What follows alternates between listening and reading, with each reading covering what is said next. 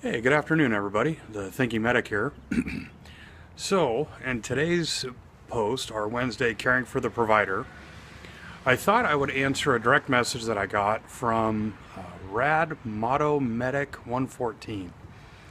And so, if you read my earlier blogs or watched my earlier videos, I said that I appreciate productive input. And this wasn't exactly productive input.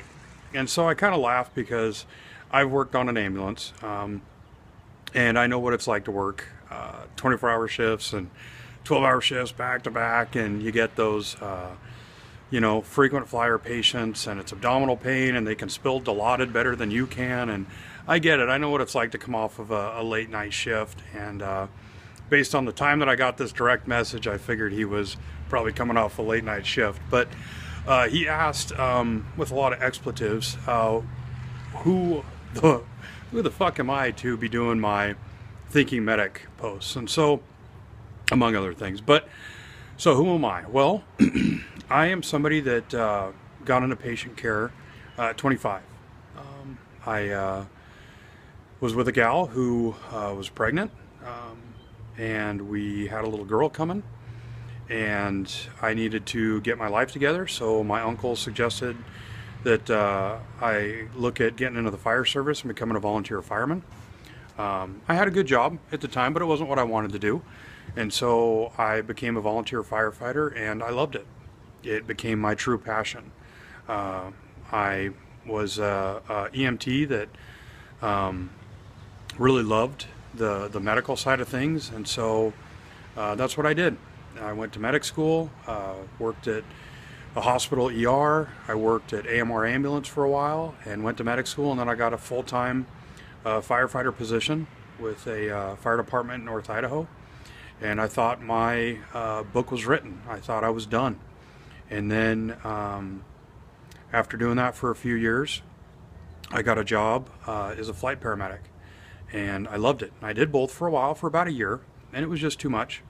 But also, becoming a flight paramedic showed me a different kind of patient care. It showed me a different way to do business. It showed me how to use the tools in my toolbox more effectively for my patient.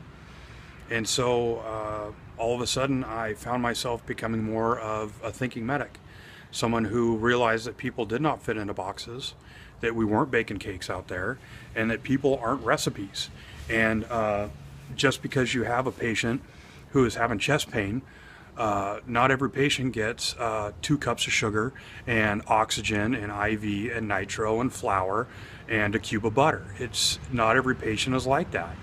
And not that there was anything wrong with where I came from, but working as a flight paramedic for the company that I worked for kind of showed me that there was a different way to do business. It really ignited a fire in me to become a better paramedic, but also a better patient care provider. And so I have decided to share that knowledge with you.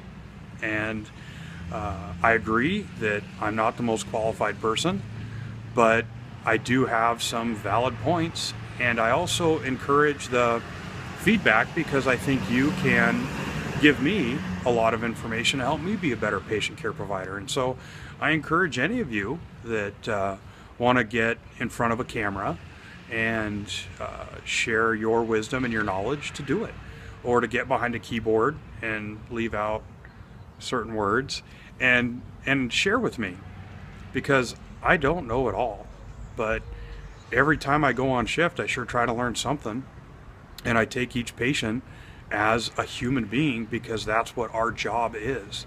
It is not to transport boxes. Our job isn't to transport spice cake. Our job is to transport human beings from point A to point B and try to put them and leave them in better condition than they were when we picked them up on scene. And that's why we're not baking cakes, folks. We're actually taking human beings and we're figuring out that, well, maybe this patient's got a little bit of this algorithm and a little bit of this algorithm, and that's how we treat them.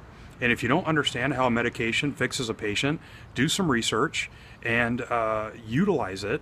That research out there in the field, utilize the internet, the Google machine, to help you become a more prepared patient care provider who never forgets that your job is to actually care for your patients. And I've had transports where I've done nothing more than just hold someone's hand. I had a transport the other day. Little kid, under 10 years old, post-ictal, new onset of seizure activity, and halfway through the flight, this little kid kind of comes to a little bit after the hospital that we picked him up from gave him a bunch of benzos to stop the seizure activity.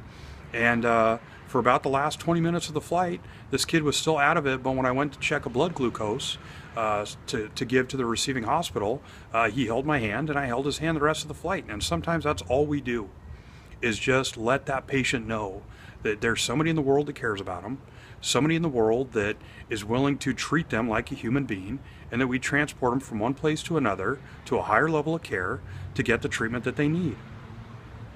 And I don't understand what's so wrong about that, and I won't apologize for it.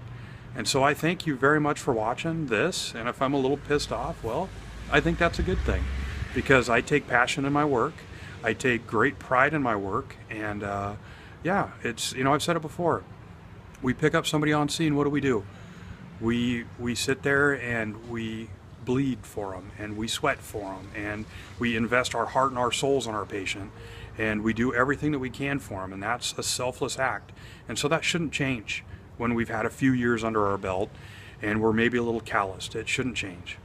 And so, once again, the Thinking Medic, appreciate you watching this Caring for the Provider post, and thank you so much for what you do, that you are important and your work doesn't go unnoticed. And so I'll see you again tomorrow at thethinkingmedic.com, and in the meantime, be safe out there.